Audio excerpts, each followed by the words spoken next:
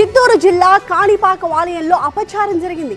పాడైన పాలతోనే వినాయకుడికి అభిషేకాలు చేస్తున్న పరిస్థితి కనిపిస్తోంది. అక్కడ వరసిద్ధి వినాయక స్వామి ఆలయంలో పాల సప్లైకి సంబంధించిన టెండర్ ని దక్కించుకున్న కాంట్రాక్టర్ విరిగిపోయిన పాలను విక్రయిస్తున్నాడు. పాలు పాడైపోయాయని భక్తులు ఎంత చెప్తున్నా తనకేమీ పట్టనట్టే వ్యవహరిస్తున్నారు. దీనిపై అధికారులకు చెప్పినా వాళ్ళు కూడా నిర్లక్ష్యంగానే సమాధానం చెప్తున్నారన్నది భక్తుల ఆరోపణ. ఎంతో నిశ్చితగా వచ్చాడు ఇక్కడికి. దేవుడు అంటే పెద్ద ఇదిగా చూసుకుందని చెబితే వీళ్ళు ఏం చేశారంటే ఇరిగిపోయిన పాలేశారు. ఒకటే దేవుడికే కదా పర్వాలేదని చెప్పేసి అనే మాటలు మాట్లాడారు. మేము ఎంతో నిష్ఠగా భగవంతుడి కోసం ఇక్కడికి వస్తే వాళ్ళు చేసే పనిది. ఇక్కడ ట్రస్ట్ ఎలా నడుతుందో లేదో క్లియర్గా మాకు అర్థం కావట్లేదు. సో ఇలా దౌర్జన్యం జరుగుతుంది సార్. పాలు డబ్బులు అయితే తీసుకున్నారు, ఇచ్చారు. నేను కూడా ఇంకా ఎక్కువ డబ్బులు కూడా దేవుడి గారికి సమర్పించుకోవాలని కూడా వేశాను సార్. ఉండిలో డొనేట్ చేద్దాం అనుకున్నాను నేను. సో ఐ డ్రాప్ ఉండి.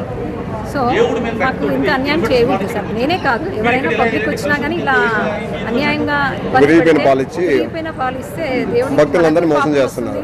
మోసము అనేది చూడండి సార్, దేవుడికి అది వదిలిపెట్టారు.